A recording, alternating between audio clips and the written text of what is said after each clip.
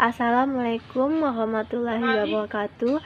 Perkenalkan, nama saya Syafina Suahini dari jurusan Bimbingan Konseling Islam semester 5A. Di sini saya akan membuat video mengenai tugas mata kuliah Patologi Sosial yang membahas mengenai KKN di Indonesia. KKN yaitu singkatan dari korupsi, kolusi, dan nepotisme. Nah, di sini saya akan menjelaskan mengenai sejarah, perkembangan, sebab akibat, dan solusi penanggulanginya terhadap KKN di Indonesia. Baiklah, simak dari penjelasan saya sebagai berikut. Yang pertama, sejarah KKN di Indonesia. KKN menurut standar yang digunakan dalam Peraturan Perundang-undangan Tindak Pidana Korupsi yang diatur secara konstitusional dalam Undang-Undang Nomor 28 Tahun 1999 Pasal 1 Ayat 3, 4, dan 5 dijelaskan sebagai berikut. Korupsi adalah tindak pidana sebagaimana yang dimaksud dalam ketentuan peraturan perundang-undangan yang mengatur mengenai tindak pidana korupsi. Yang kedua, kolusi atau pemufakatan kerjasama secara melawan hukum atau penyelenggara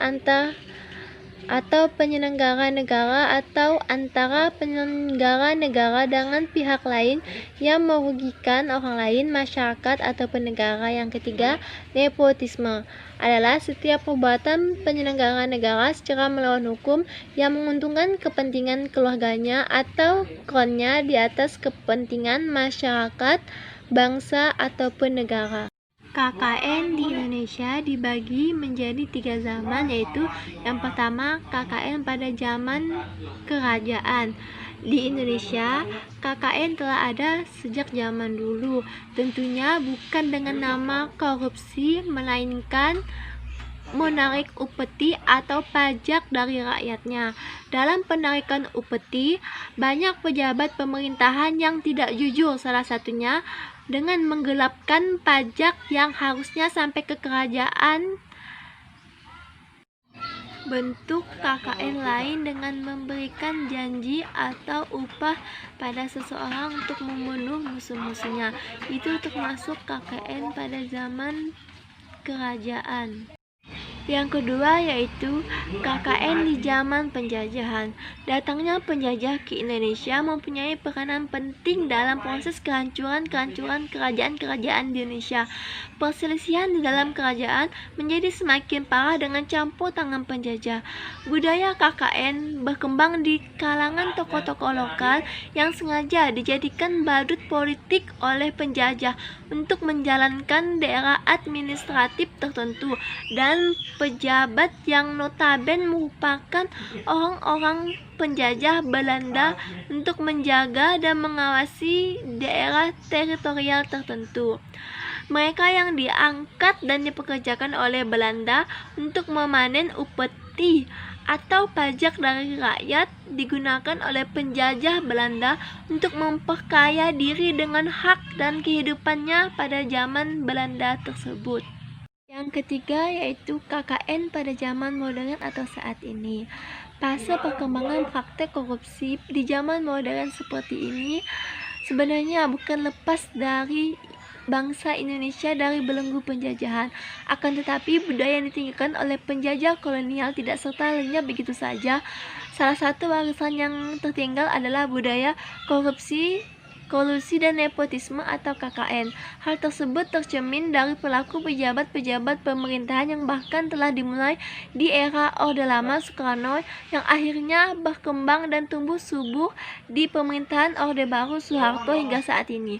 Indonesia tak hayal pernah menduduki peringkat 5 besar negara yang pejabatnya paling korupsi, bahkan hingga saat ini. Selanjutnya yaitu perkembangan KKN di Indonesia. Yang pertama, di era sebelum Indonesia merdeka. Sejarah sebelum Indonesia merdeka sudah diwarnai oleh budaya korupsi yang tiada henti karena didorong oleh motif kekuasaan, kekayaan, dan wanita. Kita bisa menyimak dari beberapa kerajaan yang memperebutkan kekuasaan atau daerah wilayah yang bukan miliknya karena didorong oleh motif kekuasaan, kekayaan, bahkan wanita. Di sini, kebiasaan mengambil upeti dari rakyat kecil yang dilakukan oleh Raja Jawa ditiru oleh Belanda ketika menguasai Nusantara. Akibat kebijakan itu, banyak terjadi perlawanan-perlawanan rakyat terhadap Belanda. Sebut saja misalnya perlawanan di Ponorogo, Imam Bonjol, dan lain-lain. Namun yang lebih menyedihkan lagi, penindasan atas penduduk pribumi atau rakyat Indonesia yang telah terjajah juga dilakukan oleh bangsa Indonesia sendiri. Yang kedua yaitu era pasca kemerdekaan. Nah, di sini sebenarnya budaya korupsi sudah mendarah daging sejak awal sejarah Indonesia dimulai serta telah diuraikan pada era pasca kemerdekaan Indonesia, baik di Orde Lama maupun di Orde Baru.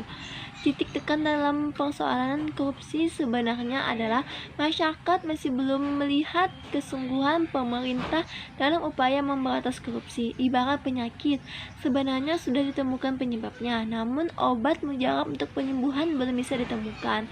Pada era di bawah kepemimpinan Soekarno, tercatat sudah 2 kali dibentuk Badan Pemberantasan Korupsi. Tahun 1963, melalui keputusan Presiden nomor 275 tahun 1963, upaya pemberantasan korupsi kembali digalakkan. Nasution yang saat itu menjabat sebagai Menkumham atau Kasab ditunjuk kembali sebagai ketua dibantu oleh Wiryo Prodjojokusumo. Tugas mereka lebih berat, yaitu meneruskan kasus-kasus korupsi ke meja pengadilan. Lembaga ini kemudian dikenal sebagai istilah Operasi Budi. Sasarannya adalah perusahaan-perusahaan negara serta lembaga-lembaga negara lainnya yang dianggap rawan praktik korupsi dan kolusi. Operasi Budi ternyata juga mengalami hambatan. Misalnya untuk menghindari pemeriksaan, Dirut Pertamina mengajukan permohonan kepada Presiden untuk menjalankan tugas ke luar negeri, sementara direksi yang lain menolak diperiksa dengan dalih belum mendapatkan izin dari atasan. Dalam waktu 3 bulan sejak operasi Budi dijalankan, keuangan negara dapat diselamatkan sebesar kurang lebih 11 miliar. Jumlah yang cukup signifikan untuk kurang waktu tersebut karena dianggap mengganggu prestise presiden. Akhirnya operasi Budi dihentikan. Menurut Subandrio, dalam suatu pertemuan di Bogor, prestise presiden harus ditegakkan di atas semua kepentingan yang lain. Selanjutnya yaitu di Orde Baru. Di sini pidato kenegaraan di depan anggota DPR MPR tanggal 16 Agustus 1967, Presiden Soeharto menyalahkan rejim Orde Lama yang tidak mampu memberantas korupsi sehingga segala kebijakan ekonomi dan politik berpusat di istana. Pidato itu memberi isyarat bahwa Soeharto bertekad untuk membasmi korupsi sampai ke akar-akarnya. Sebagai wujud dari tekad itu, tak lama kemudian dibentuklah Tim Pemberantasan Korupsi atau TPK yang diketuai oleh Jaksa Agung. Tahun 1970, terdorong oleh ketidakseriusan TPK dalam memberantas korupsi seperti komitmen Soeharto, mahasiswa dan pelajar melakukan unjuk rasa memprotes keberadaan TPK. Perusahaan-perusahaan negara seperti Bulog, Pertamina, Departemen Kehutanan banyak disorot masyarakat karena dianggap sebagai sarana korupsi.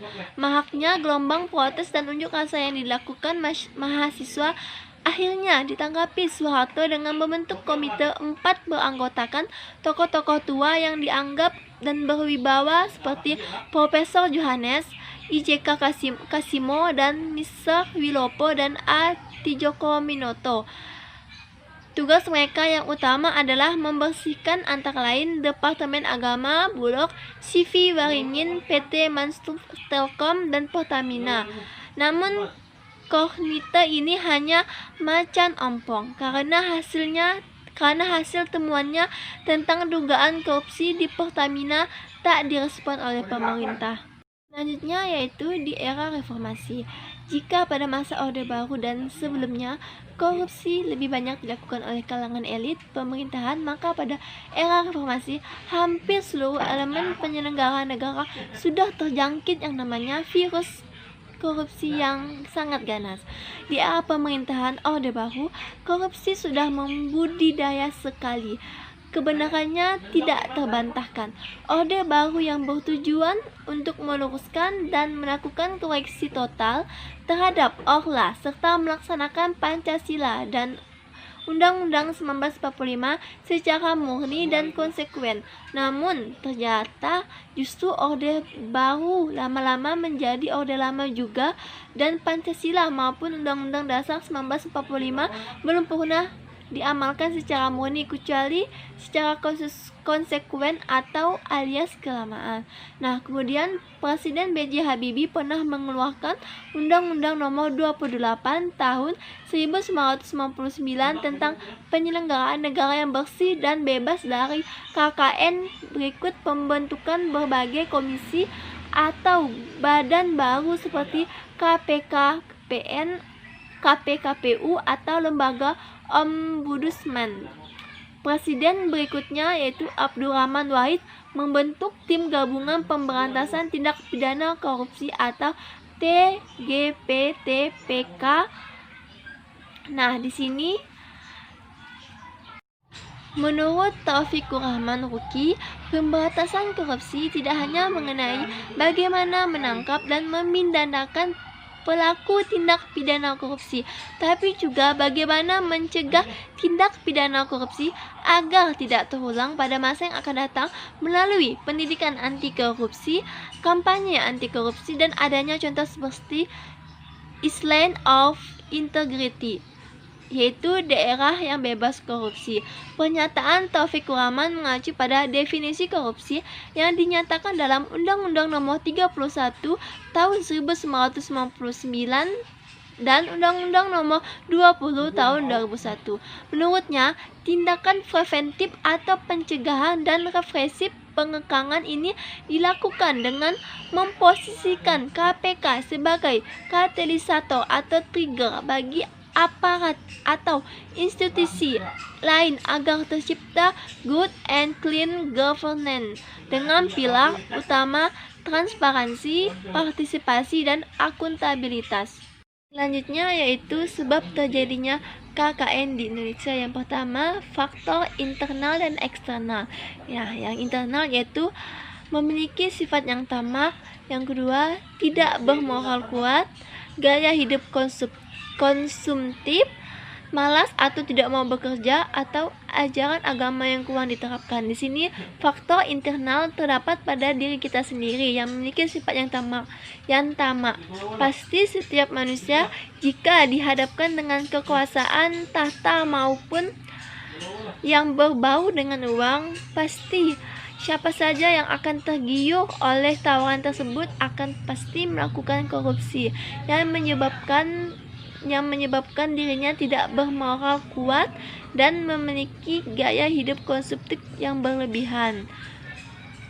Selanjutnya yaitu faktor eksternal, yang di sini yang melalui oleh faktor ekonomi, yang maksudnya kurangnya sumber pendapatan seseorang yang tidak sesuai dengan kebutuhannya akan mengakibatkan suatu tindak korupsi. Nah, misalnya dia mendapat gaji yang tidak sesuai dengan pengeluarannya, pasti dia akan berpikir untuk melakukan korupsi untuk memenuhi kebutuhannya.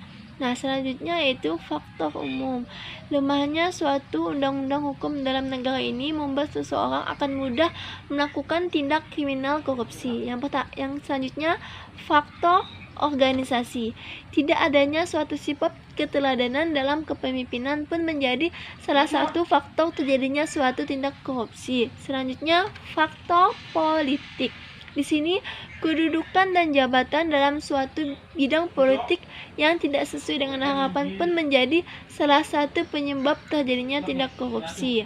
Selanjutnya yaitu akibat terjadinya KKN di Indonesia. Yang pertama, dampak terhadap ekonomi. Yang kedua, dampak sosial dan kemiskinan rakyat. Yang ketiga, runtuhnya otoritas pemerintahan. Selanjutnya, dampak terhadap politik dan demokrasi. Yang selanjutnya, dampak terhadap penegak hukum. Yang keenam, dampak terhadap pertahanan dan keamanan. Dan yang terakhir, dampak terhadap lingkungan. Nah, di sini dari ketujuh akibat terjadinya KKN di Indonesia, kita pasti merasakan salah satunya, yaitu terhadap dampak terhadap ekonomi. Nah, semakin banyaknya orang yang melakukan korupsi di Indonesia akan menambah kemiskinan yang terjadi karena pendapatan yang dihabiskan oleh negara diambil oleh oknum-oknum yang tidak bertanggung jawab, yang mengakibatkan kemiskinan atau pemerintahan yang tidak tegak terhadap hukum. Di sini terdapat solusi penanggulanginya terhadap KKN di Indonesia. Nah, yang pertama, memberikan pembekalan terhadap suatu pendidikan agama secara intensif dalam waktu sedini mungkin, itu sangat penting untuk kita. Yang selanjutnya, menciptakan suatu supremasi hukum yang kuat. Nah, yang selanjutnya, membangun suatu pendidikan anti korupsi dan membangun pendidikan moral dalam waktu sedini mungkin untuk kita. Dan yang selanjutnya, melakukan sosialisasi tentang pemahaman korupsi dengan dampak yang akan didapatkan. Nah, selanjutnya, menciptakan sebuah kondisivitas nyata di hampir semua daerah di Indonesia dengan menanamkan aspirasi nasional yang positif. Nah, selanjutnya, para pemimpin dan pejabat memberikan teladan baik dengan mematuhi pola hidup sederhana dan memiliki rasa tanggung jawab yang baik. Nah, yang terakhir, adanya sanksi dan kekuatan untuk menindak, memberantas dan menghukum tindak korupsi. Karena jika hukum tidak kuat terhadap kasus korupsi, bagaimana Indonesia akan lepas dari tindak pidana korupsi? Jika hukum yang diterapkan tidak sekuat kasus korupsi yang dilakukan oleh oknum-oknum yang tidak bertanggung jawab. Sekian dan terima kasih. Baiklah, mungkin itu saja yang dapat saya sampaikan. Kurang lebihnya saya mohon maaf jika terdapat salah kata dalam penyampaian atau salah memberikan pemahaman terhadap KKN ini. Kurang lebihnya saya mohon maaf. Wabillahi taufiq wal hidayah. Wassalamualaikum warahmatullahi wabarakatuh.